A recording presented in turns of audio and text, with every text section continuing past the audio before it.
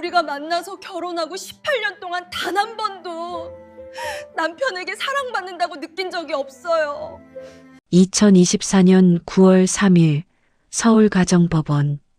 한 여성이 이혼 조정 신청서를 제출했습니다.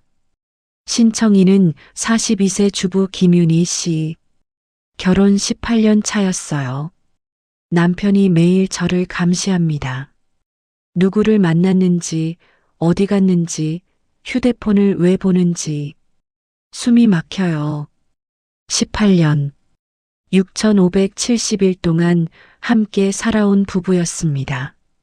하지만 조정위원이 윤희 씨의 진술서를 읽는 동안 얼굴이 점점 굳어졌어요. 거기에는 단순한 부부싸움이 아닌 훨씬 깊고 어두운 이야기가 담겨 있었습니다. 진술서는 총 37페이지, A4 용지에 빼곡하게 적힌 글자들이었어요. 조정위원이 3페이지를 넘기는 순간 손이 멈췄습니다.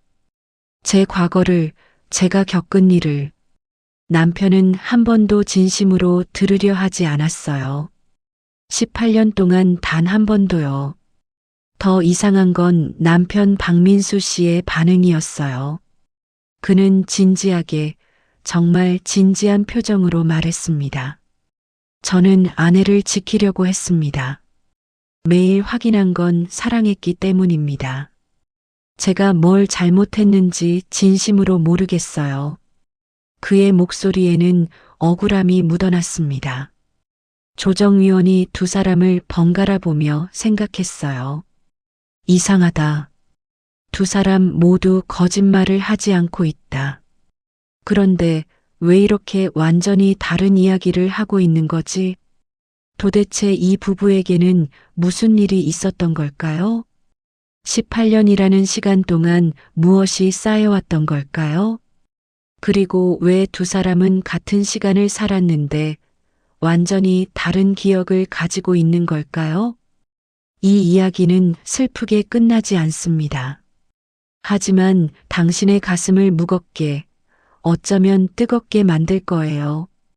그리고 혹시 당신도 누군가의 말을 듣지 못하고 있진 않은지, 혹시 당신도 누군가에게 이해한다는 말로 상처를 주고 있진 않은지 생각하게 만들 겁니다. 윤희 씨와 민수 씨가 처음 만난 건 2006년 봄이었습니다. 그해 4월 15일 서울 강남의 한 중견 IT 기업 본사 로비에서였어요. 당시 민수 씨는 개발팀 과장이었고 윤희 씨는 같은 회사 마케팅팀 디자인 파트 사원이었습니다. 입사한 지 1년 차였죠. 첫 만남은 평범했어요. 회사 엘리베이터 안에서였습니다. 몇 층이세요? 7층이요. 저도 7층인데 버튼 눌렀습니다. 감사합니다. 그게 전부였어요. 특별할 것 없는 직장 동료 사이의 예의였습니다. 하지만 민수 씨는 그날 이후 윤희 씨가 자꾸 눈에 들어왔어요. 차분하고 성실해 보이는 사람이네. 윤희 씨도 민수 씨의 첫인상이 나쁘지 않았습니다. 성실하고 진지한 사람이구나. 말도 조리 있게 잘하고. 회사 친구 수진이에게 말했어요. 2006년 7월 회사 워크숍에서 두 사람은 본격적으로 대화를 나눴습니다. 저녁 식사 후 자유시간이었어요. 바닷가를 산책하던 중이었습니다. 바다 보니까 좋네요. 윤희 씨가 말했습니다. 맞아요. 저는 바다 보면 마음이 편해져요. 윤희 씨는요? 저도요. 뭔가 작은 고민들이 사라지는 느낌? 아, 저도 그래요. 두 사람은 자연스럽게 이야기를 나눴어요. 취미, 좋아하는 영화, 주말에 하는 일들. 민수 씨는 진지했습니다. 윤희 씨의 말을 끝까지 들어줬어요. 이 사람은 내 말을 잘 들어주네. 윤희 씨가 그렇게 생각한 순간이었습니다. 그 후 두 사람은 자연스럽게 가까워졌어요. 2006년 10월 민수 씨가 먼저 고백했습니다. 윤희 씨, 윤희 씨가 좋습니다. 사귈 수 있을까요? 저도 좋아요. 두 사람은 그렇게 연인이 되었습니다.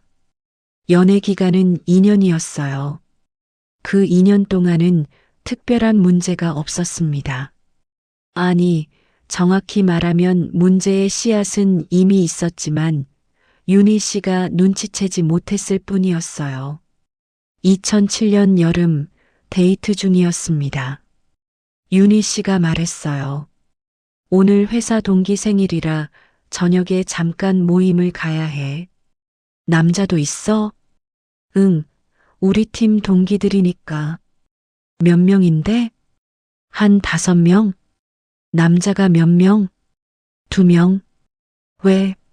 아니, 그냥 궁금해서. 그때 윤희 씨는 대수롭지 않게 넘겼습니다. 관심 있어서 물어보는 거겠지. 하지만 그날 저녁 모임이 끝나고 집에 가는 길이었어요. 민수 씨에게서 전화가 왔습니다. 모임 끝났어? 응, 지금 집 가는 중. 누구랑 같이 가? 혼자. 다들 각자 집 가는 방향이 달라서. 그래, 다행이다. 왜? 아니, 그냥. 조심해서 가. 윤희 씨는 그날 밤 묘한 기분이 들었어요. 왜 다행이라고 했지? 하지만 깊이 생각하지 않았습니다. 연애 초반이었고 민수 씨가 자신을 걱정해 주는 거라고 생각했으니까요. 2008년 5월 15일 두 사람은 결혼했습니다. 윤희 씨 28세, 민수 씨 32세. 적당한 나이였죠. 결혼식은 서울 강남의 한 예식장에서 열렸어요. 하객은 약 200명. 회사 동료들과 친구들, 가족들이 축하해 줬습니다. 신혼여행은 제주도로 3박 4일 다녀왔어요. 우리 앞으로 행복하게 살자. 민수 씨가 말했습니다. 응, 그러자. 윤희 씨는 그때 정말 행복할 거라고 믿었습니다. 하지만 이건 시작에 불과했습니다. 진짜 이야기는 지금부터예요. 신혼집은 서울 송파구의 한 아파트 24평이었습니다. 전세였어요. 민수 씨 부모님이 전세금을 지원해 주셨습니다. 신혼 초반 3개월은 평범했어요. 아니, 평범해 보였습니다. 민수 씨는 매일 아침 7시에 출근했고 윤희 씨는 8시에 출근했어요. 저녁에는 함께 저녁을 먹거나 각자 야근을 했습니다. 하지만 결혼 6개월이 지나면서 작은 일들이 시작되었습니다. 2008년 11월 어느 날 저녁이었어요. 윤희 씨가 회사 동료들과 저녁 약속이 있었습니다. 오늘 팀 회식 있어서 좀 늦을 것 같아. 그래. 몇 시에 끝나? 한 9시? 알았어. 그런데 회식이 생각보다 길어졌어요. 2차까지 가게 되었고 집에 도착한 건 밤 11시였습니다. 문을 열고 들어가자 민수 씨가 소파에 앉아 있었어요. 왔어? 응, 미안. 2차까지 가게 됐어. 오늘 누구 만났어? 팀 사람들. 남자도 있었어? 응, 우리 팀장님이랑 대리님. 왜 미리 말 안 했어? 회식이 길어질 줄 몰랐지. 전화는 할 수 있었잖아. 중간에 전화하기가 좀. 나는 걱정했어. 왜 이렇게 늦는지. 윤희 씨는 그날 뭔가 이상하다는 느낌을 받았습니다. 내가 뭘 잘못한 거지? 하지만 다음날 민수 씨는 아무 일 없었다는 듯 평소처럼 대했어요. 그냥 걱정해서 그랬나 보다. 윤희 씨는 그렇게 넘겼습니다. 그런데 여기서 이상한 점이 발견되었습니다. 그 후로 비슷한 일들이 계속 반복되었어요. 2008년 12월 윤희 씨가 대학 동창 모임에 갔을 때 오늘 대학 동기들 만나. 남자 동기도 있어? 응, 몇 명. 누구? 대학 때 같이 과제했던 애들. 그래. 조심해서 다녀와. 그날 저녁 모임 중간에 민수 씨에게서 전화가 3번 왔습니다. 지금 뭐해? 식사 중이야. 언제 끝나? 1시간 후? 알았어. 30분 후 또 전화가 왔어요. 아직 안 끝났어? 응, 아직. 언제 끝나는데? 조금만 더 있으면 끝나. 윤희 씨는 그날 모임을 일찍 마치고 집에 갔습니다. 친구 수진이가 물었어요. 왜 벌써 가? 2차 가기로 했잖아. 남편이 기다려서. 남편이 뭐래? 아니, 그냥 걱정하는 것 같아서. 수진 씨가 나중에 증언했습니다. 그때부터였어요. 윤희가 점점 모임에 안 나오기 시작한 게 처음엔 한 달에 한 번씩 만났는데 점점 2달에 한 번, 3달에 한 번, 나중엔 아예 연락이 끊겼죠. 2009년 봄이었습니다. 윤희 씨의 회사 후배가 결혼식 초대장을 줬어요. 선배님 꼭 오세요. 그래, 갈게. 하지만 그날 저녁 민수 씨에게 말했을 때 반응이 이상했습니다. 토요일에 후배 결혼식 가야 해. 누구? 회사 후배. 작년에 입사한 애. 혼자 가? 응. 나는? 당신은 후배 모르잖아. 그래도 같이 가는 게 낫지 않아? 괜찮아. 금방 다녀올게. 그래. 결혼식 당일 윤희 씨는 혼자 갔습니다. 식이 끝나고 뷔페에서 식사를 하는데 민수 씨에게서 전화가 왔어요. 어디야? 식장. 지금 식사 중. 언제 끝나? 1시간 후? 알았어. 빨리 와. 윤희 씨는 서둘러 식사를 마치고 나왔습니다. 옆에 있던 동료가 물었어요. 벌써 가요? 아직 부케 던지기 남았는데. 미안, 남편이 기다려서. 그렇게 윤희 씨의 외부 활동은 점점 줄어들었습니다. 2010년 3월 윤희 씨는 임신 사실을 알게 되었습니다. 산부인과 검사 결과 임신 6주였어요. 축하드려요. 건강한 아기예요. 의사가 말했습니다. 윤희 씨는 기뻤어요. 민수 씨에게 바로 전화했습니다. 여보, 나 임신했어. 정말? 잘 됐다. 민수 씨도 기뻐했습니다. 하지만 그날 저녁 집에 온 민수 씨가 말했어요. 이제 회사 그만둬야지. 응? 왜? 애 낳으면 일하기 힘들잖아. 출산휴가 쓰면 되잖아. 그래도 엄마가 애를 키워야지. 누가 키워? 시어머니가 봐주신다고 하셨잖아. 그게 말이 돼? 엄마가 고생하시게. 윤희 씨는 할 말이 없었습니다. 틀린 말은 아니었으니까요. 하지만 뭔가 찝찝했어요. 내 의견은 묻지 않네. 2010년 11월 15일 윤희 씨는 딸을 낳았습니다. 3.2kg의 건강한 여자아이였어요. 이름은 민서라고 지었습니다. 출산 후 2주간은 산후조리원에 있었어요. 민수 씨와 시어머니 김순자 씨가 매일 찾아왔습니다. 순자 씨가 말했습니다. 딸이네. 뭐, 괜찮아. 다음에 아들 낳으면 되지. 윤희 씨는 아무 말도 하지 않았습니다. 첫째가 딸이면 안 되나? 하지만 입 밖으로 내지 못했어요. 산후조리원에서 나온 후 윤희 씨는 회사를 그만두었습니다. 정확히는 그만두게 되었어요.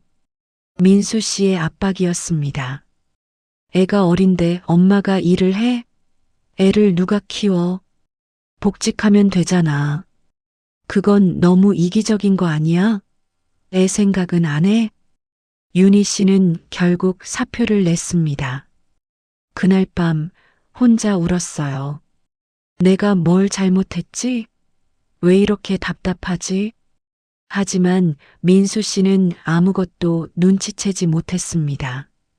전업주부가 된 윤희 씨에게 자유는 더 줄어들었어요. 2011년 봄이었습니다. 오늘 어디 갔다 와? 마트. 뭐 샀어? 애 기저귀랑 분유. 영수증 봐도 돼? 왜? 확인 좀 하면 안 돼? 나쁜 건 아니잖아. 영수증은 왜 확인하는데? 그냥 우리 돈 관리 잘하자고. 윤희 씨는 영수증을 건넸습니다. 민수 씨가 영수증을 꼼꼼히 확인했어요. 이건 뭐야? 커피? 응, 카페에서 잠깐 쉬었어. 혼자? 응. 그래. 윤희 씨는 그날 뭔가 감시당하는 기분을 처음으로 느꼈습니다. 이게 정상인가? 하지만 주변에 물어볼 사람이 없었어요. 이미 친구들과는 연락이 뜸했고 시어머니는 민수 씨 편이었으니까요. 2012년 여름 윤희 씨는 친구 수진이를 오랜만에 만났습니다. 카페에서였어요. 윤희야, 오랜만이다. 그동안 어떻게 지냈어? 응, 그냥. 애기 키우느라 힘들지? 응. 수진이가 윤희의 표정을 유심히 봤어요. 너 괜찮아? 표정이 안 좋은데. 그래. 무슨 일 있어? 아니야. 그냥 좀 피곤해서. 윤희 씨는 말하지 못했습니다. 뭐라고 말해? 남편이 나를 감시한다고? 그럼 수진이는 뭐라고 할까? 그냥 걱정하는 거라고 할 거야. 그날 오후 5시 민수 씨에게서 전화가 왔어요. 어디야? 친구 만나서 카페에 있어. 언제 들어와? 1시간 후? 알았어. 빨리 와. 애가 보챈다. 윤희 씨는 서둘러 집에 갔습니다. 수진이가 말했어요. 벌써 가? 우리 저녁도 같이 먹으려고 했는데. 미안, 남편이 애 봐야 해서. 남편이 조금만 더 보면 안 돼? 미안. 수진이 씨가 나중에 증언했습니다. 그날 윤희 표정을 잊을 수가 없어요. 뭔가 갇혀있는 사람 같았어요. 그 후로 윤희한테 연락해도 답이 없었어요. 카톡도 익십, 전화도 안 받고, 그러다 어느 순간부터 아예 연락이 끊겼죠. 모두가 예상한 것과 달랐어요. 전혀 다른 사실이 밝혀졌습니다. 2013년 윤희 씨의 일상은 완전히 고정되었습니다. 아침 7시 기상, 민수 씨 아침 차려주기, 8시 민수 씨 출근, 9시 아이 깨워서 식사, 10시 집안일, 오후 1시 아이 재우고 점심, 오후 3시 아이와 놀이, 저녁 6시 저녁 준비, 저녁 7시 민수 씨 귀가, 밤 10시 아이 재우기. 매일이 똑같았어요. 윤희 씨는 점점 자신이 사라지는 느낌을 받았습니다. 나는 누구지? 김윤희가 아니라 그냥 엄마, 며느리. 2014년 봄 윤희 씨는 다시 임신했습니다. 이번에는 아들이었어요. 시어머니 순자 씨가 매우 기뻐했습니다. 이제 제대로 된 집안이 됐네. 아들이 있어야지. 윤희야, 잘했어. 윤희 씨는 복잡한 심정이었어요. 딸은 제대로 된 게 아니란 말인가? 하지만 역시 말하지 못했습니다. 2014년 9월 3일 윤희 씨는 아들을 낳았습니다. 3.5kg의 건강한 남자아이. 이름은 민준이라고 지었어요. 출산 후 한 달이 지났을 때였습니다. 민준이에게 원인 불명의 고열이 계속되었어요. 39도, 40도를 오갔습니다. 윤희 씨는 바로 병원에 가려 했어요. 어머니, 민준이 열이 너무 높아요. 병원 가야겠어요. 하지만 시어머니 순자 씨가 말했습니다. 병원은 나중에 가도 돼. 일단 기도부터 하자. 하나님께서 낫게 해주실 거야. 순자 씨는 독실한 기독교 신자였어요. 매주 수요일, 일요일 빠짐없이 교회에 갔습니다. 어머니, 그게 아니라 애가 지금 40도가 넘어요. 지금 당장 응급실. 믿음이 없으니까 그래. 약에만 의지하면 안 돼. 하나님을 먼저 의지해야지. 어머니, 윤희야, 어른한테 그런 식으로 말하는 거 아니야. 윤희 씨는 남편 민수 씨를 봤어요. 제발 당신이라도 내 편을 들어줘. 하지만 민수 씨는 어머니 편을 들었습니다. 엄마 말씀도 일리가 있어. 너무 약에만 의존하는 것도 좋지 않아. 조금만 더 지켜보자. 당신 제정신이야? 애가 아픈데. 소리 지르지 마. 엄마 앞에서. 윤희 씨는 그 순간 모든 것을 포기하고 싶었습니다. 이 집에서 내 의견은 아무 의미가 없구나. 하지만 아이는 포기할 수 없었어요. 윤희 씨는 민준이를 안고 혼자 집을 나갔습니다. 어디가? 순자 씨가 소리쳤지만 윤희 씨는 돌아보지 않았어요. 택시를 타고 가까운 종합병원 응급실로 갔습니다. 의사가 민준이를 진찰한 후 말했습니다. 요로 감염이에요. 조금만 늦었어도 폐혈증으로 갈 뻔했습니다. 어머니, 아이가 고열이 있으면 즉시 병원에 오셔야 해요. 죄송해요. 그리고 아이 건강은 신앙으로 해결되는 게 아닙니다. 기도도 좋지만 의학적 치료가 우선이에요. 윤희 씨는 그날 밤을 병원에서 보냈습니다. 민수 씨에게 전화했어요. 민준이 입원했어. 요로 감염이래. 그래. 내가 갈게. 오지 마. 나 혼자 있을래. 윤희야. 난 괜찮아. 민서만 챙겨줘. 전화를 끊었습니다. 윤희 씨는 민준이를 보며 생각했어요. 내가 이 집에서 할 수 있는 게 뭐지? 그냥 시키는 대로 하는 것뿐인가? 그날 밤 윤희 씨는 처음으로 심각하게 이혼을 생각했습니다. 하지만 아이들 때문에 참았어요. 조금만 더 참자. 아이들이 클 때까지만. 다음 날 아침 민수 씨와 순자 씨가 병원에 왔습니다.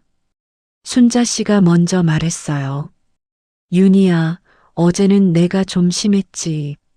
미안하다. 하지만 넌 어른한테 대드는 게 문제야. 그건 고쳐야 해. 윤희 씨는 대답하지 않았습니다. 민수 씨가 끼어들었어요. 엄마가 사과하셨잖아. 너도 사과해. 내가 사과해야 할 사람은 나야. 뭐? 너는 어제 아들이 아픈데도 어머니 편만 들었잖아. 그건 됐어. 말하기 싫어. 윤희 씨는 그날 남편과 시어머니에게 등을 돌렸습니다. 마음속으로 이 사람들은 나를 가족으로 생각하지 않아. 그냥 필요한 사람일 뿐이야. 그제야 윤희 씨는 깨달았어요. 자신이 이 집에서 완전히 고립되어 있다는 것을. 하지만 진짜 충격은 그 다음이었죠. 윤희 씨는 점점 말이 없어졌습니다. 아침에 일어나서 저녁에 잘 때까지 그저 묵묵히 할 일만 했어요. 아이들 밥 먹이고 빨래하고 청소하고 저녁을 준비하고 민수 씨는 그런 윤희 씨가 이상했습니다. 요즘 왜 그래? 무슨 일 있어? 별일 없어? 말을 해야 알지. 나한테 숨기는 거 있어? 없어. 그럼 왜 그렇게 우울해 보여? 안 우울해. 아니야, 분명히 뭔가 있어. 나는 널 이해하려고 노력하는데 넌 왜 말을 안 해? 윤희 씨는 대답하지 않았습니다. 이해? 넌 한 번도 나를 이해한 적 없어. 이해하는 척만 했을 뿐이야. 말해봤자 소용없다는 걸 알았으니까요. 2016년 봄 윤희 씨는 작은 변화를 시도했습니다. 동네 도서관에서 자원봉사를 시작한 거예요. 일주일에 2번, 화요일과 목요일 오전 10시부터 12시까지. 단 2시간이었습니다. 하지만 그 2시간이 윤희 씨에게는 유일한 숨통이었어요. 자원봉사 시작하려고 민수 씨에게 말했을 때 반응이 미묘했습니다. 뭐 하는 건데? 도서관에서 책 정리하고 대출 도와주고 아이들은 시어머니가 봐주시기로 하셨어. 2시간만. 그래. 근데 왜 갑자기? 집에만 있으니까 답답해서. 집에 있는 게 답답해? 아니, 그런 뜻이 아니라. 알았어. 하고 싶으면 해. 민수 씨는 허락했지만 표정은 좋지 않았어요. 도서관 자원봉사는 윤희 씨에게 작은 행복이었습니다.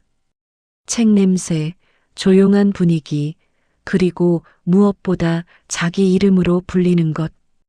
윤희 씨, 이 책들 좀 정리해 주실래요? 네, 알겠습니다. 도서관 사서 정우진 씨는 친절했어요. 윤희 씨에게 말을 걸 때 항상 존댓말을 썼습니다. 오늘도 수고하셨어요. 아니에요. 제가 좋아서 하는 거예요. 그래도 감사해요. 윤희 씨 덕분에 일이 많이 줄었어요. 별 말씀을요. 커피 한 잔 하실래요? 자판기 거지만. 감사합니다. 그게 다였습니다. 불륜이 아니었어요. 하지만 윤희 씨는 그 짧은 대화에서 오랜만에 사람 취급을 받는 기분을 느꼈습니다. 아, 나도 이름이 있는 사람이구나. 김윤이라는. 집에서는 엄마 며느리 박민수 아내였지 김윤희가 아니었으니까요. 2016년 6월 어느 날이었습니다. 윤희 씨가 도서관에서 자원봉사를 마치고 나오는데 민수 씨가 갑자기 나타났어요. 깜짝이야. 왜 왔어? 지나가다가 점심 같이 먹으려고. 그럴 필요 없는데. 나 집 가서 애들 밥 차려줘야 해. 조금만 늦어도 괜찮잖아. 엄마가 봐주시는데. 그래도 소개 좀 해줘. 저분은 누구야? 민수 씨의 시선이 우진 씨에게 향했어요. 우진 씨가 먼저 인사했습니다. 안녕하세요. 저는 여기 사서 정우진이라고 합니다. 아, 네. 박민수입니다. 윤희 남편이에요. 아, 그러시군요. 윤희 씨가 항상 많이 도와주세요. 그래요? 감사합니다. 겉으로는 정중한 대화였어요. 하지만 윤희 씨는 느낄 수 있었습니다. 민수 씨의 차가운 시선을. 그날 점심을 먹으며 민수 씨가 물었어요. 저 사람 몇 살이야? 38살이래. 독신? 응. 그래. 왜? 아니, 그냥 하지만 그날 저녁 집에서 민수 씨가 다시 말했습니다. 도서관 자원봉사 그만두는 게 어때? 왜? 남자가 있잖아. 그 사서 그게 무슨 상관이야? 상관 있지. 매일 만나잖아. 일주일에 2번이면 많이 만나는 거야. 자원봉사하러 가는 거잖아. 그래도 남자랑 매일 얼굴 보는 건 좀. 당신 정신 나갔어? 지금 무슨 소리 하는 거야? 나는 그냥 걱정되는 거야. 다른 남자랑 가까워질까봐. 윤희 씨는 그날 더 이상 참을 수 없었습니다. 나는 아무것도 안 했어. 그냥 자원봉사만 했어. 그런데 왜 나를 의심하는 거야? 의심하는 게 아니라 의심하는 거 맞잖아. 18년 동안 계속 그래왔잖아. 누구 만났냐고, 어디 갔냐고, 왜 늦었냐고. 그건 널 걱정해서. 걱정이 아니라 감시야. 당신은 나를 믿지 않았어. 단 한 번도. 윤희 씨는 그날 밤 도서관 자원봉사를 그만두기로 결정했습니다. 싸우기 싫었어요. 지쳤습니다. 다음 날 우진 씨에게 말했어요. 죄송한데 자원봉사 그만둬야 할 것 같아요. 왜요? 무슨 일 있으세요? 아니, 개인 사정이 좀. 아, 그러시군요. 많이 아쉽네요. 윤희 씨 덕분에 정말 많은 도움을 받았는데 감사했습니다.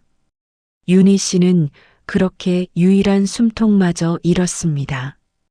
이 채널은 앞으로도 이런 실제에 가까운 이야기, 사람 사는 문제들 속에서 발견할 수 있는 작은 교훈들을 꾸준히 전해드리고자 합니다. 오늘 이야기가 마음에 와 닿았다면 더 많은 분들이 함께 들을 수 있도록 구독과 좋아요로 응원해 주시길 부탁드립니다. 자, 이제 이 이야기의 진짜 반전이 시작됩니다.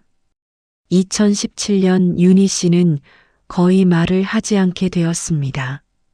하루에 몇 마디 정도. 그것도 필요한 말만. 밥 먹어. 응. 내일 민서 학교 준비물 있어. 알았어. 오늘 회식이야. 늦을 것 같아. 그래.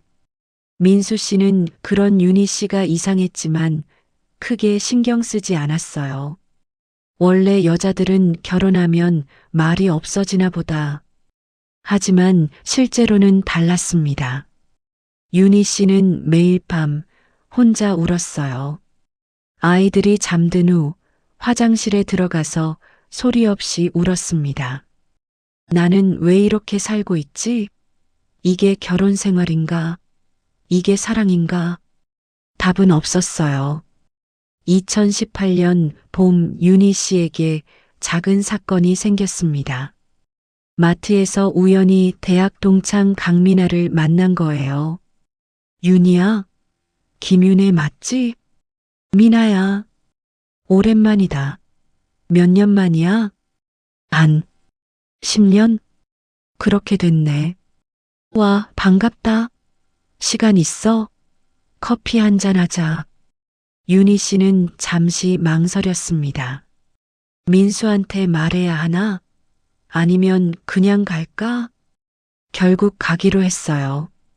커피 한 잔 정도는 괜찮겠지.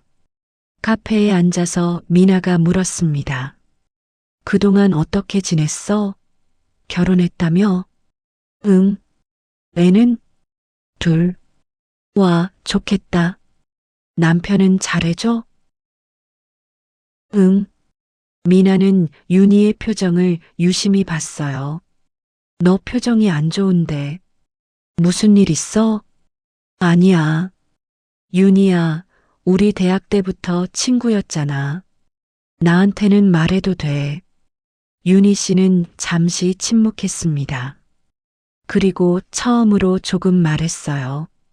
미나야, 결혼 생활이 생각보다 힘들어. 왜? 남편이 뭐래? 남편은 착해. 정말 착해. 나한테 잘해주려고 노력하고. 그럼 뭐가 문제야? 그게 나를 너무 확인해. 어디 갔는지, 누구 만났는지, 뭐 했는지. 매일. 그건 좀 심한데? 근데 남편은 그게 사랑이라고 생각해. 걱정해서 그런다고. 그래도, 그리고 나는 내가 누군지 모르겠어. 김윤희가 아니라 그냥 엄마, 며느리, 아내. 나라는 사람은 없는 것 같아. 미나가 윤희의 손을 잡았습니다. 윤희야, 힘들었겠다. 그 순간 윤희 씨의 눈에서 눈물이 흘렀어요. 미나야. 응, 나 이혼하고 싶어. 근데 애들 때문에 못하겠어. 윤희야. 그리고 주변에서는 다 남편이 착하다고 해. 나만 이상한 것 같아. 내가 예민한 건가? 아니야, 넌 이상하지 않아. 두 사람은 그렇게 1시간 넘게 이야기를 나눴습니다. 윤희 씨는 오랜만에 마음을 터놓았어요. 하지만 집에 돌아가자 민수 씨가 기다리고 있었습니다. 어디 갔다 와? 마트. 왜 이렇게 오래 걸렸어? 2시간 넘었는데. 친구 만났어.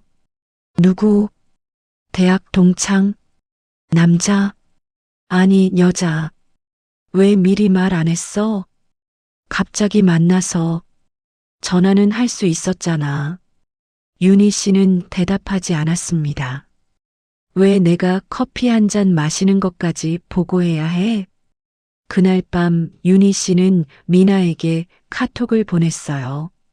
오늘 고마웠어. 오랜만에 마음 편하게 이야기했어. 미나가 답장했습니다. 나도 좋았어. 다음에 또 만나자. 하지만 그 다음은 오지 않았습니다. 윤희 씨는 더 이상 미나에게 연락하지 않았어요. 민수가 또 뭐라고 할 거야. 차라리 만나지 말자. 여기서 끝이 아니었습니다. 더 놀라운 사실이 기다리고 있었어요. 2019년 4월 3일 윤희 씨의 친정아버지가 돌아가셨습니다. 폐암이었어요. 투병 6개월 만이었습니다. 장례식장은 서울 강동구의 한 종합병원이었어요. 윤희 씨는 3일 동안 장례식장에 있었습니다. 민수 씨와 아이들도 함께였어요. 시어머니 순자 씨도 하루 다녀갔습니다. 장례식 둘째 날 저녁이었습니다. 윤희 씨는 밖에서 잠깐 바람을 쉬고 있었어요. 그때 대학교 동창 강미나가 왔습니다. 윤희야, 미나야, 어떻게 왔어? 부고 보고 왔지. 아버자, 많이 힘들었겠다. 응. 미나가 윤희를 조용한 곳으로 데려갔습니다. 윤희야, 괜찮아? 응. 아니야, 안 괜찮아 보여. 우는 거 참고 있지? 그 순간 윤희 씨가 무너졌습니다. 미나야, 나, 왜 그래? 무슨 일 있어? 나 말할 수가 없어. 아무한테도. 무슨 말을 못해? 윤희 씨는 한참을 울다가 천천히 입을 열었습니다. 미나야, 나 사실 결혼하기 전에. 미나가 윤희의 손을 꽉 잡았어요. 말해. 나는 다 들을 수 있어. 그날 밤 윤희 씨는 처음으로 18년 동안 숨겨온 이야기를 꺼냈습니다. 이제 모든 퍼즐이 맞춰지기 시작했습니다. 윤희 씨의 고백은 충격적이었습니다. 2006년 5월 23일이었어. 그날은 윤희 씨가 회사 회식을 마치고 집에 가던 날이었어요. 밤 11시쯤이었습니다. 지하철역 앞에서 택시를 잡았어요. 어디 가세요? 송파구 방이동이요. 택시는 출발했습니다. 처음엔 정상적으로 가는 것 같았어요. 하지만 10분쯤 지나자 이상한 곳으로 가고 있었습니다. 기사님, 여기 어디예요? 제 집 방향이 아닌 것 같은데요. 기사는 대답하지 않았어요. 기사님, 그때 택시가 한적한 골목으로 들어갔습니다. 윤희 씨는 공포를 느꼈어요. 문 열어주세요. 내려줘요. 하지만 차 문은 잠겨 있었습니다. 택시가 멈췄어요. 기사가 뒤를 돌아봤습니다. 조용히 해. 소리 지르면 윤희 씨는 필사적으로 저항했습니다.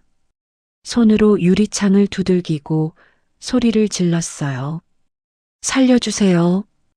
다행히 그때 지나가던 행인이 이상한 걸 눈치채고 경찰에 신고했습니다. 5분 후 경찰이 도착했어요. 윤희 씨는 구조되었습니다. 택시 기사는 현행범으로 체포되었어요. 성폭행 미수 혐의였습니다. 윤희 씨는 그날 밤 경찰서에서 조사를 받았습니다. 다음 날 새벽 부모님이 경찰서로 오셨어요. 아버지가 윤희를 꼭 안아주셨습니다. 윤희야, 괜찮아. 아빠가 있어. 윤희 씨는 그날 처음으로 무너져 내렸습니다. 아빠, 무서웠어. 괜찮아. 이제 괜찮아. 하지만 며칠 후 아버지가 말씀하셨어요. 윤희야, 이 일은 밖에 말하지 마라. 내 앞날을 위해서야. 이런 일이 알려지면 너한테 좋을 게 없어. 하지만 아빠, 저는 경찰 조사도 끝났고 범인도 잡혔잖아. 이제 잊어라. 내가 더 상처받을 필요 없어. 어머니도 똑같이 말씀하셨어요. 엄마도 아빠 말이 맞다고 생각해. 이런 일은 덮는 게 나아. 앞으로 결혼도 해야 하고 직장 생활도 해야 하는데 윤희 씨는 그렇게 침묵하기로 했습니다. 부모님 말씀이 맞아. 잊자. 다 잊어버리자. 하지만 잊을 수 없었어요. 밤마다 악몽을 꿨습니다. 택시 안에서 기사의 얼굴이 그 공포가 반복되었어요. 그리고 6개월 후 민수 씨를 만났을 때도 그 이야기를 하지 않았습니다. 새 출발이야. 과거는 잊자. 행복해질 수 있어. 하지만 트라우마는 사라지지 않았어요. 결혼 후에도 계속되었습니다. 밤늦게 외출하는 게 무서웠어요. 택시 타는 게 두려웠습니다. 그리고 민수 씨가 계속 확인하고 추궁하고 의심할 때마다 그날의 공포가 되살아났어요. 또 내가 뭘 잘못했나? 또 내가 조심하지 못한 건가? 2010년 더 끔찍한 일이 일어났습니다. 윤희 씨는 첫째 민서를 낳고 3개월 후 다시 임신했어요. 하지만 임신 사실을 알고 기뻐할 여유가 없었습니다. 당시 윤희 씨는 심한 산후 우울증을 겪고 있었어요. 매일 밤 울었고 아무것도 하고 싶지 않았습니다. 민수 씨는 괜찮아. 산후우울증은 다 겪는 거야 라고만 말했어요. 시어머니는 애 키우면서 다들 그래. 나도 그랬어 라고 했습니다. 아무도 윤희 씨의 마음을 진심으로 들여다보지 않았어요. 임신 8주가 되었을 때였습니다. 윤희 씨는 화장실에서 출혈을 발견했어요. 여보, 피가 나. 민수 씨가 놀라서 병원으로 데려갔습니다. 의사가 초음파 검사를 하고 말했어요. 유산되었습니다. 8주 2일 된 태아가 심장이 멈췄네요. 네, 소파 수술을 해야 합니다. 윤희 씨는 그 자리에서 무너졌습니다. 제가 뭘 잘못한 건가요? 의사가 말했습니다. 잘못하신 건 없어요. 다만 산후 우울증과 극심한 스트레스가 원인일 수 있습니다. 혹시 마음이 많이 힘드셨나요? 윤희 씨는 대답하지 못했습니다. 힘들었어요. 너무 힘들었어요. 하지만 누구한테도 말하지 못했어요. 수술 후 민수 씨가 윤희의 손을 잡으며 말했어요. 괜찮아. 우리 다시 시도하면 돼. 너무 자책하지 마. 내 잘못이 아니야. 하지만 윤희 씨가 원한 건 위로가 아니었습니다. 왜 유산했는지 물어봐줘. 내가 얼마나 힘들었는지, 내가 무슨 생각을 하고 있었는지, 왜 아무도 묻지 않는 거야? 민수 씨는 계속 말했어요. 내가 다 이해해. 힘들었지? 괜찮아. 이제 괜찮을 거야. 하지만 윤희 씨는 생각했습니다. 넌 아무것도 몰라. 이해하는 척만 할 뿐이야. 넌 한 번도 내 이야기를 끝까지 들어준 적이 없어. 그날부터 윤희 씨는 더 깊이 침묵 속으로 들어갔습니다. 미나가 윤희의 이야기를 다 듣고 나서 한참을 말이 없었어요. 그리고 천천히 말했습니다. 윤희야, 너 혼자 다 감당했구나. 18년 동안. 응. 남편한테는 말 안 했어? 못했어. 어떻게 말해? 결혼 전에 그런 일이 있었다고? 그럼 남편은 뭐라고 할까? 왜 진작 말하지 않았냐고 할 거야. 그리고 말한다고 해서 뭐가 달라져? 남편은 또 이해한다고만 할 거야. 진짜 이해하지도 않으면서. 미나가 윤희를 꼭 안아주었습니다. 윤희야, 너 정말 힘들었겠다. 윤희 씨는 미나의 품에서 오랫동안 울었습니다. 18년 만에 처음으로 누군가가 자신의 이야기를 진심으로 들어주었으니까요. 그리고 드디어 윤희 씨가 입을 열었습니다. 미나야, 나 이혼하려고. 더 이상은 못 살겠어. 2024년 9월 3일 서울가정법원 조정실. 윤희 씨는 37페이지 분량의 진술서를 제출했습니다.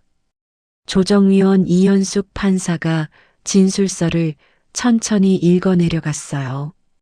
1페이지, 2페이지, 3페이지, 10페이지를 넘기는 순간 판사의 표정이 굳어졌습니다. 20페이지를 넘길 때는 한숨을 쉬었어요. 그리고 마지막 37페이지를 다 읽고 나서 한참을 말이 없었습니다. 김윤혜 씨, 네. 이 진술서에 적힌 내용이 모두 사실입니까? 네, 모두 사실입니다. 판사가 민수 씨를 바라봤어요. 박민수 씨, 부인의 과거 피해 사실을 알고 계셨습니까? 민수 씨의 얼굴이 창백해졌습니다. 무슨 과거 피해 말씀이신지. 2006년 5월 23일 부인이 택시 안에서 성폭행 미수 피해를 입은 사실 말입니다. 뭐라고요? 민수 씨는 진심으로 놀란 표정이었어요. 윤희야, 그게 무슨 소리야? 윤희 씨는 민수 씨를 보지 않았습니다. 그냥 조용히 앉아 있었어요. 판사가 계속 물었습니다. 그럼 2010년 유산 후 부인의 심리 상태에 대해 깊이 이야기해 본 적이 있습니까? 저는 위로했습니다. 괜찮다고, 이해한다고, 다시 시도하면 된다고. 부인이 원한 건 위로가 아니라 들어주는 것이었습니다. 무슨 뜻인지 판사가 진술서의 한 구절을 읽었습니다. 남편은 18년 동안 단 한 번도 제 이야기를 끝까지 들어준 적이 없습니다. 항상 자기 생각을 먼저 말했고 자기 방식대로 이해했다고 말했습니다. 하지만 그건 이해가 아니라 일방적인 해석이었습니다. 민수 씨의 입술이 떨렸습니다. 판사가 계속 말했어요. 박민수 씨는 틀린 말을 하지 않았습니다. 부인을 걱정했고 사랑했습니다. 하지만 방식이 폭력이었어요. 이해한다는 말로 부인을 가뒀습니다. 저는 아내를 지키려고 지킨 게 아니라 감시했습니다. 18년 동안 민수 씨는 대답하지 못했습니다. 판사가 윤희 씨에게 물었어요. 김윤희 씨, 오늘 이 자리에서 하고 싶은 말이 있습니까? 윤희 씨는 잠시 침묵했습니다. 그리고 천천히 고개를 들어 처음으로 민수 씨를 똑바로 바라봤어요. 있습니다.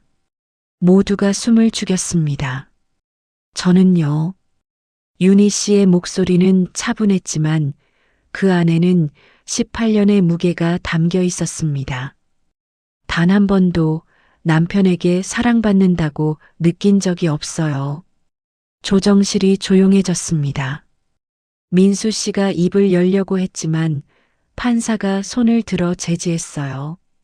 박민수 씨, 부인의 말을 끝까지 들어주십시오. 18년 동안 한 번도 끝까지 듣지 않으셨다면 오늘만이라도 민수 씨는 고개를 끄덕였습니다. 윤희 씨가 계속 말했어요.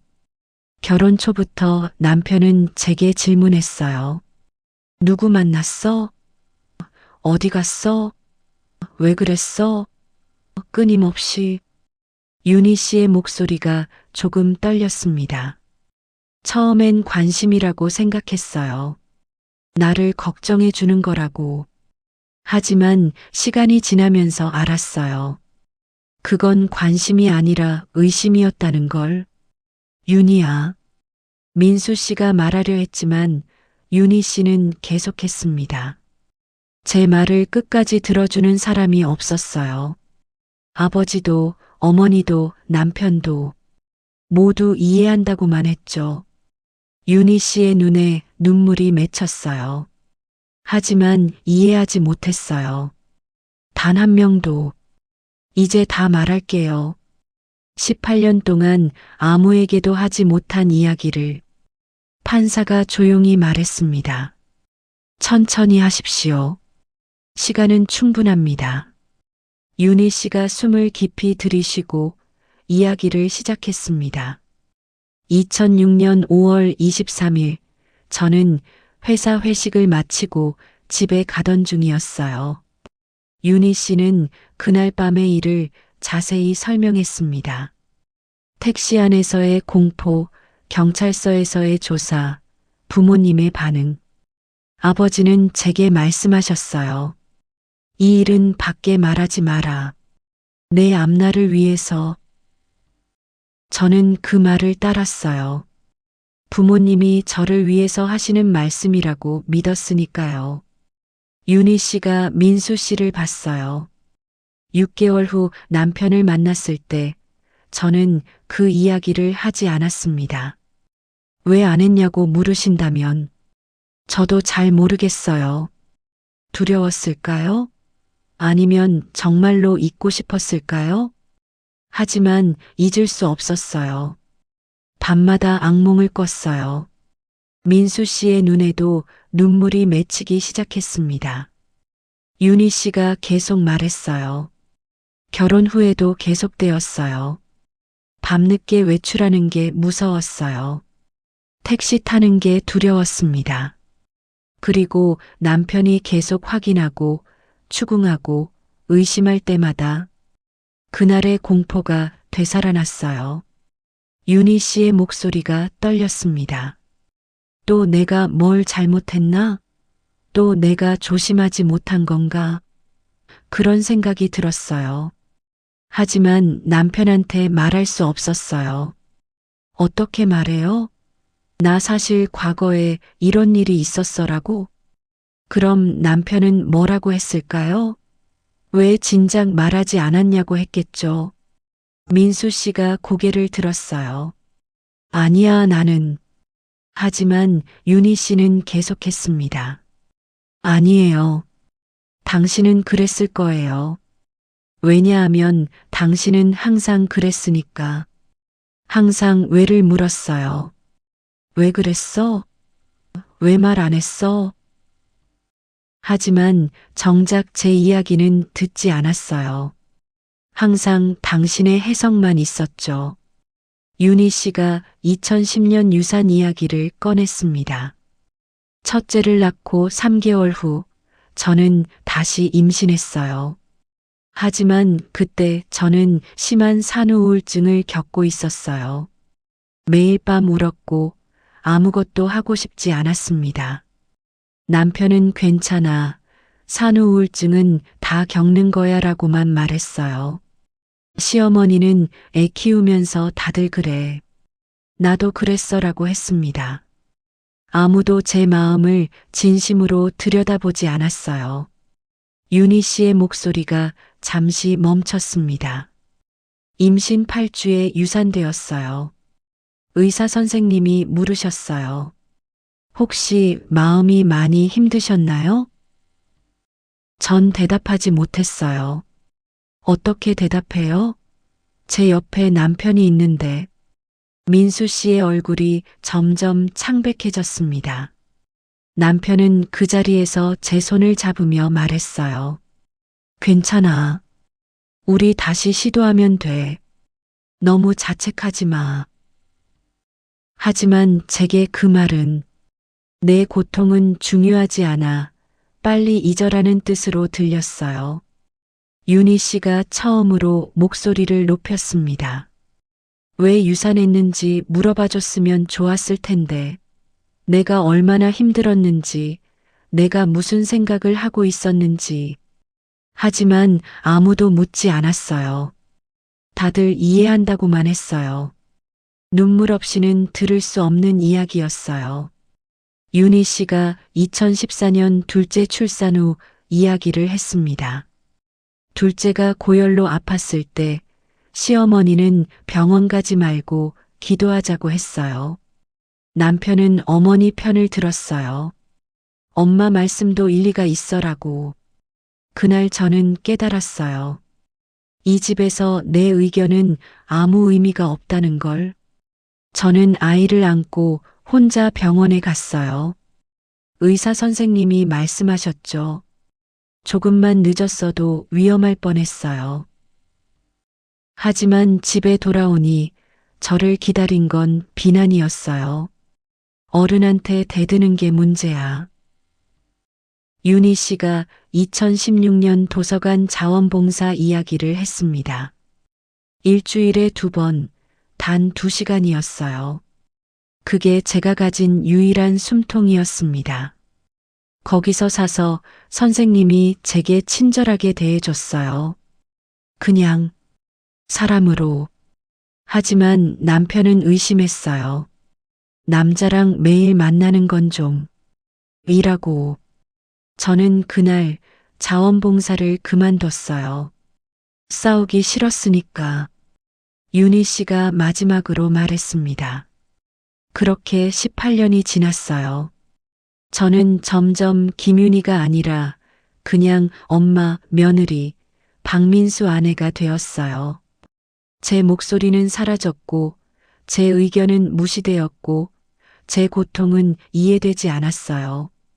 윤희 씨가 민수 씨를 똑바로 바라봤습니다. 당신은 저를 아내로, 엄마로, 며느리로만 봤어요. 김윤희라는 한 사람으로는 본 적이 없죠. 당신이 지킨 건 제가 아니라 당신이 원하는 아내의 모습이었어요. 민수 씨의 입술이 떨렸습니다. 나는 널 지키려고. 윤희 씨가 단호하게 말했습니다. 지킨 게 아니라 가뒀어요. 당신의 방식으로. 조정실은 한동안 침묵에 잠겼습니다. 판사도 조정위원도 모두가 말이 없었어요.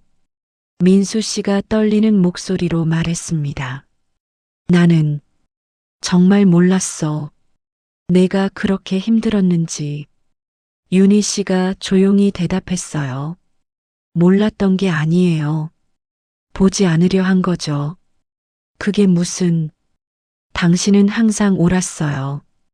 틀린 말을 한 적이 없죠. 하지만 그 옳은 말들이 저를 얼마나 아프게 했는지는 생각해 본 적 없잖아요. 민수 씨가 고개를 숙였습니다. 판사가 끼어들었습니다.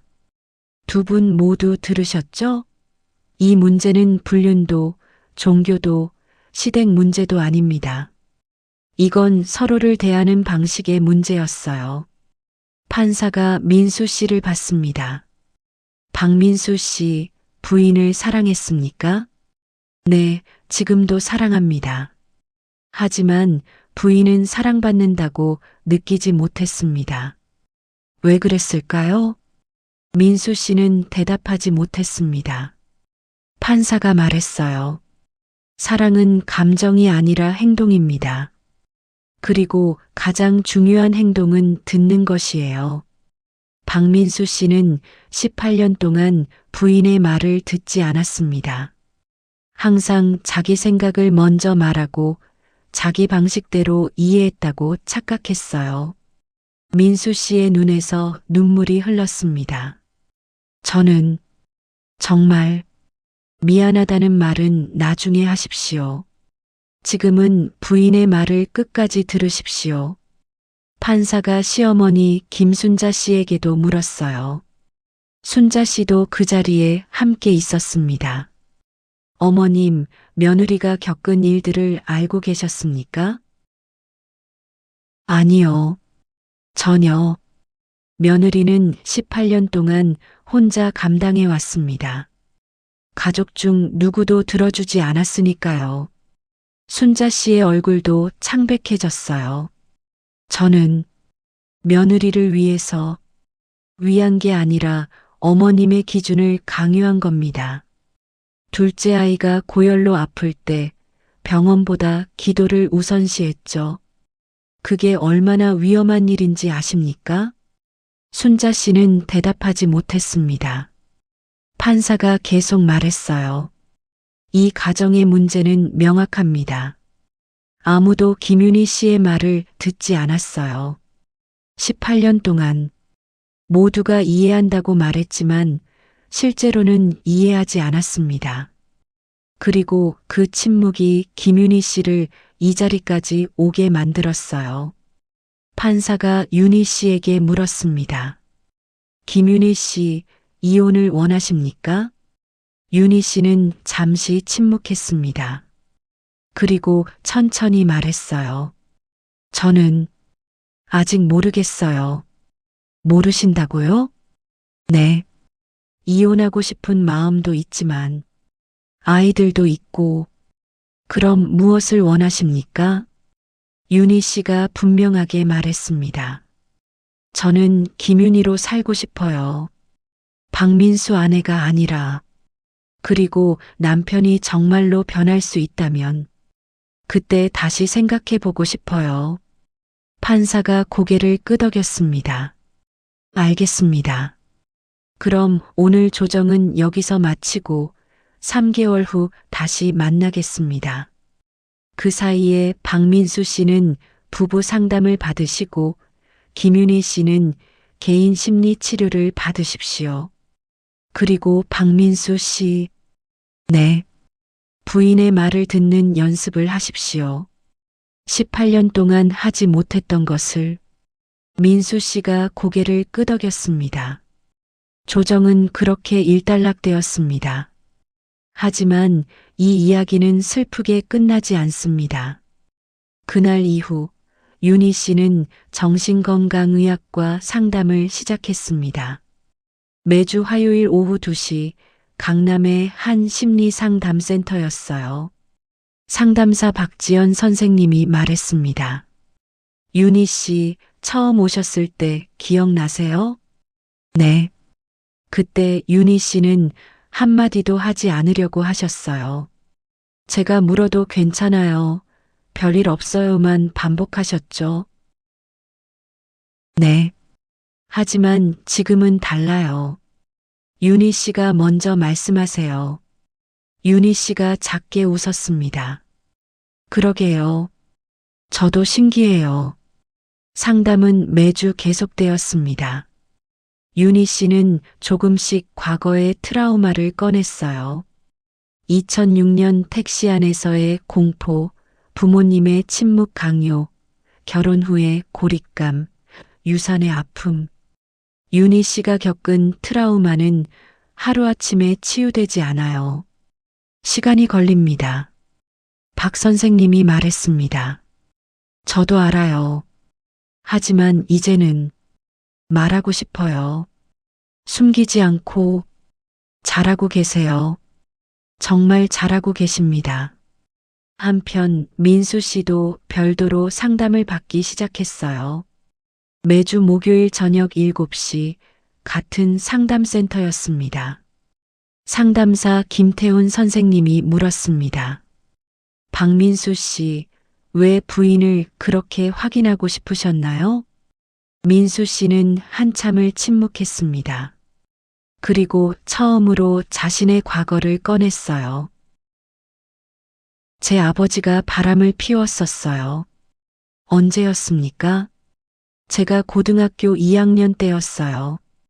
어머니가 아버지 휴대폰을 보고 알게 되셨죠. 그때 어떠셨습니까? 어머니가 매일 밤 우셨어요. 저는 방 안에서 그 소리를 들었습니다. 민수 씨의 목소리가 떨렸습니다. 그리고 어머니가 저한테 말씀하셨어요. 민수야, 너는 절대 아빠처럼 되지 마라. 그래서 부인을 감시한 건가요? 감시가 아니라 지키려고. 하지만 결과는 감옥이 되었습니다. 민수 씨는 고개를 숙였습니다. 네, 이제 알겠어요. 제가 아내를 사랑한 게 아니라 제 불안을 해소하려고 했다는 걸. 그 불안이 어디서 왔는지 아십니까? 아버지에 대한 분노, 그리고 어머니의 눈물. 맞습니다. 박민수 씨는 아버지처럼 되지 않으려고 노력했어요. 하지만 그 과정에서 부인을 통제했습니다. 민수 씨의 눈에 눈물이 맺혔습니다. 저는 정말 아내를 사랑했어요. 지금도 사랑해요. 알고 있습니다. 하지만 사랑하는 방식이 틀렸어요. 어떻게 해야 하나요? 어떻게 하면 아내한테 제대로 사랑한다고 보여줄 수 있나요? 김 선생님이 단호하게 말했습니다. 듣는 겁니다. 부인의 말을 끝까지. 그게 전부인가요? 그게 전부입니다.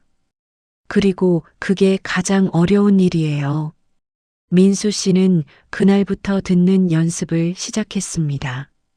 상담 시간에 김 선생님이 말하면 끝까지 듣기, 중간에 끼어들지 않기, 자기 생각 먼저 말하지 않기. 처음에는 너무 어려웠어요. 제 생각에는. 박민수 씨, 지금 제 말 끝까지 들으셨습니까? 아, 죄송합니다. 다시 해봅시다. 그렇게 3개월이 지났습니다. 2024년 12월 3일 두 번째 조정이 열렸습니다. 윤희 씨의 얼굴은 조금 달라져 있었어요. 여전히 피곤해 보였지만 눈빛은 더 또렷했습니다. 민수 씨도 달라져 있었어요. 전보다 조용해 보였고 말하기 전에 한 번 더 생각하는 것 같았습니다. 판사가 물었습니다. 두 분 모두 상담을 받으셨죠? 네. 어떠셨습니까? 윤희 씨가 먼저 말했습니다. 처음에는 힘들었어요. 과거를 꺼내는 게. 하지만 말하고 나니까 조금 가벼워졌어요. 좋습니다. 박민수 씨는요? 민수 씨가 천천히 말했습니다. 저는 제가 얼마나 잘못했는지 이제야 알았습니다. 구체적으로 말씀해 주시겠습니까? 저는 아내를 사랑한다고 생각했어요. 하지만 실제로는 제 불안을 해소하려고 아내를 통제했습니다.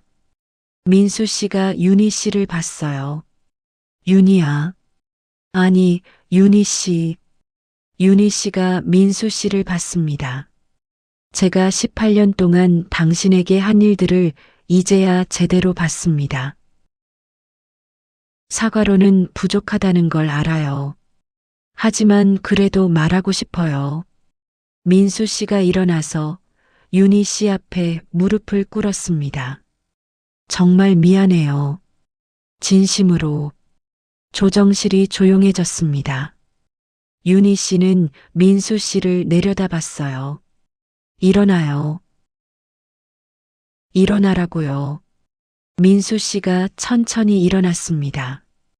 윤희 씨가 말했습니다. 사과는 받았어요. 하지만 저는 아직 모르겠어요. 용서할 수 있을지, 용서할 수 있을지, 다시 시작할 수 있을지. 판사가 끼어들었습니다. 그래도 괜찮습니다. 시간을 가지세요. 하지만 한 가지는 분명해 보입니다. 무엇입니까? 두 분 모두 변화하고 있다는 것. 판사가 결정을 내렸습니다. 오늘 즉각적인 합의는 하지 않겠습니다. 대신 6개월의 별거 기간을 갖고 그 후 다시 만나겠습니다. 그 사이에 두 분은 계속 상담을 받으시고 필요하다면 가끔 만나서 대화하십시오. 단 박민수 씨, 네. 부인을 압박하지 마십시오. 기다리십시오. 알겠습니다. 조정은 그렇게 또 한 번 유예되었습니다. 2025년 봄, 윤희 씨는 작은 변화를 시작했습니다. 동네 카페에서 아르바이트를 시작한 거예요. 주 3회, 오전 10시부터 오후 2시까지. 18년 만에 처음으로 자기 이름으로 번 돈이었습니다. 윤희 씨, 커피 한 잔 부탁드려요. 네, 금방 만들어 드릴게요. 오늘도 수고하세요. 감사합니다. 윤희 씨는 카페에서 일하는 시간이 좋았어요. 나도 뭔가 할 수 있는 사람이구나. 상담사 박 선생님이 물었습니다. 어떠세요? 일하는 게 좋아요. 제가 뭘 할 수 있는 사람이라는 걸 느껴요. 남편과는 어떻게 지내고 계세요? 일주일에 한 번 정도 만나요. 아이들 때문에. 그리고 대화도 조금씩 하고 있어요. 대화가 되나요? 예전과는 달라요. 남편이 이제는 듣더라고요. 끝까지. 좋은 변화네요. 민수 씨도 변했습니다. 회사 일을 조금 줄이고 아이들과 보내는 시간을 늘렸어요. 그리고 윤희 씨에게 묻는 대신 기다리는 법을 배웠습니다. 어느 일요일 오후였습니다. 민수 씨가 아이들을 데리고 공원에 갔을 때 윤희 씨도 함께 나왔어요. 같이 가도 돼? 윤희 씨가 물었습니다. 당연하지. 아니, 당연히 좋아요. 민수 씨가 말을 고쳐서 했습니다. 공원을 걷는 동안 민수 씨가 조심스럽게 물었어요. 오늘 힘들었어? 응, 좀. 말하고 싶으면 말해. 안 하고 싶으면 안 해도 돼. 윤희 씨가 민수 씨를 봤습니다. 당신, 많이 변했네. 아직 멀었어요. 더 노력할게요. 고마워. 딸 민서가 뛰어왔습니다. 엄마, 아빠, 저기 아이스크림 트럭 있어요. 그래, 가서 사 먹자. 가족 4명이 함께 아이스크림을 먹었어요. 민서가 말했습니다. 엄마, 요즘 표정이 밝아졌어. 그래, 응. 아빠도. 윤희 씨와 민수 씨가 서로를 바라봤어요. 민수 씨가 조심스럽게 물었습니다. 윤희 씨, 우리 다시 시작할 수 있을까? 윤희 씨는 한참을 생각하다 말했어요. 모르겠어.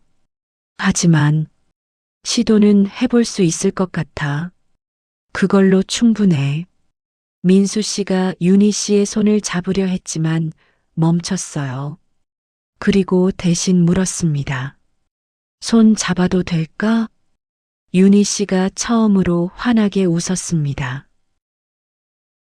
응. 두 사람의 손이 조심스럽게 맞닿았어요. 2025년 여름, 세 번째 조정이 열렸습니다. 판사가 물었습니다. 두 분의 결정은 무엇입니까? 윤희 씨가 먼저 말했습니다. 저는 이혼하지 않기로 했어요. 확실하십니까? 네. 하지만 조건이 있어요. 말씀해 주십시오. 저는 김윤희로 살 거예요. 제 일도 계속할 거고 제 친구들도 만날 거예요. 알겠습니다. 박민수 씨는요? 민수 씨가 고개를 끄덕였습니다. 동의합니다. 그리고 저도 계속 상담받을게요. 더 나은 남편이 되고 싶어요. 판사가 미소를 지었습니다. 좋습니다. 그럼 오늘 조정을 이것으로 마치겠습니다. 두 분 모두 힘내십시오. 치유에는 시간이 걸리지만 불가능하지 않습니다. 조정은 그렇게 끝났습니다. 지금 이 이야기를 듣고 계신 분들께 전하고 싶은 말이 있습니다. 혹시 지금 당신의 곁에 있는 사람이 힘들어하고 있진 않나요? 혹시 당신은 그 사람의 말을 끝까지 들어주고 계신가요? 이해한다는 말은 쉽습니다. 하지만 진짜 이해는 듣는 것에서 시작됩니다. 말하지 않으면 아무도 알 수 없습니다. 하지만 말해도 들어주지 않으면 소용없습니다. 상처는 말로 시작되지만 치유도 말로 시작됩니다. 다만 말하는 방식이 중요합니다. 그리고 듣는 방식은 더 중요합니다. 사랑한다면 먼저 들어주세요. 끝까지 판단하지 말고 해석하지 말고 그냥 들어주세요. 그리고 기억해 주세요. 가장 가까운 사람에게 가장 폭력적일 수 있다는 것을, 가장 옳은 말이 가장 아플 수 있다는 것을, 이해한다는 말이 때로는 가장 잔인할 수 있다는 것을. 늦은 여름 한강공원. 윤희 씨와 민수 씨, 그리고 두 아이가 함께 앉아 있었습니다. 민서가 연을 날리고 민준이가 축구공을 찼어요. 윤희 씨는 하늘을 올려다봤습니다. 아빠, 저 이제 괜찮아요. 조금씩이지만. 바람이 불었어요. 윤희 씨의 머리카락이 흩날리고 민서가 웃음을 터뜨렸습니다. 민수 씨가 조심스럽게 윤희 씨의 어깨에 손을 얹었어요. 이번엔 윤희 씨가 밀어내지 않았습니다. 윤희 씨, 응? 고마워. 기회를 줘서. 나도 고마워. 변하려고 노력해줘서. 앞으로도 계속 노력할게. 나도. 그들의 미래는 아직 불확실했어요. 완전한 화해도 완벽한 행복도 보장되지 않았습니다. 하지만 한 가지는 분명했습니다. 이제 그들은 서로의 말을 듣기 시작했다는 것. 그리고 그게 새로운 시작이 될 수 있다는 것. 치유는 한순간에 오지 않습니다. 천천히, 조금씩, 매일매일. 그렇게 오는 겁니다. 봄은 항상 다시 옵니다. 때론 늦게, 때론 천천히. 하지만 반드시 옵니다. 그리고 그 봄을 기다리는 동안 우리가 할 수 있는 건 서로의 말을 듣는 것. 끝까지